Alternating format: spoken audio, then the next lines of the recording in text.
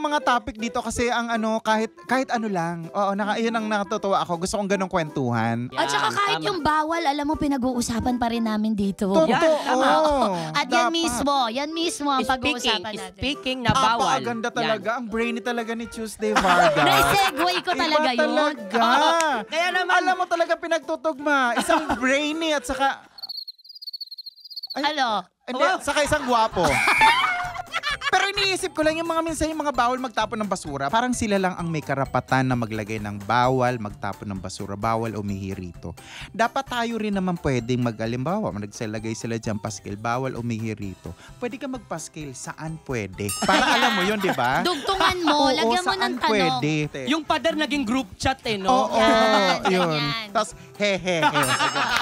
Sa ngayon, priority ka na yung makapagpahinga ng konti. Lahat ng mga Diyos ko po, di ba? Bawal magpuyat. Gagawin mo lahat yun. Bawal uminom na marami. Alam natin yan. Bawal tayo laging napapagod. Yes. Bawal tayo nasa stress kasi lahat ng mga sakit kadalasan dyan galing. Pero bakit pa rin natin ginagawa kaya titigas ng ulo? Isa lang ang katawan natin. Pero masarap gawin yung mga bawal, no? Kasi exciting. Bakit nga po masarap ang bawal? Bukod sa nakaka-curious kasi nga di mo pa alam yun dahil nga pinagbabawal, ikaw ang first time na gagawa no. Pero minsan naman may mga paulit-ulit na bawal pero paulit-ulit mong ginagawa. Kagaya ng Yung nakalagay, bawal magtapon ng basura.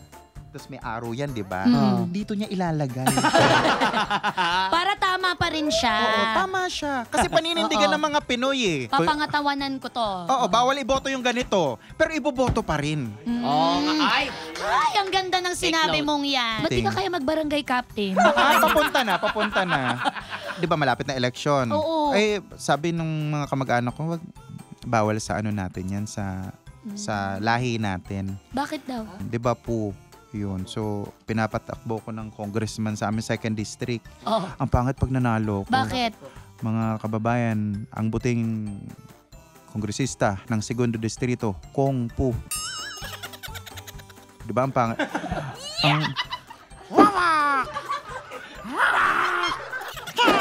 Kong Pu. Ang pangit mo na kumakaway ka. Bawal magboto ng hindi karapat-dapat. Yes!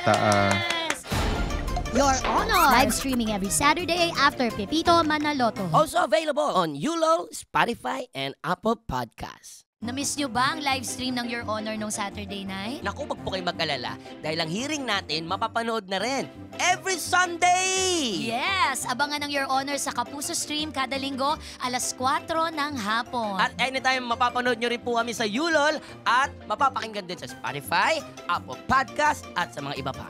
Ayan, kaya see you next hearing. I am your Madam Chair. And I am your second Vice Chair. At ito po ang Your Honor!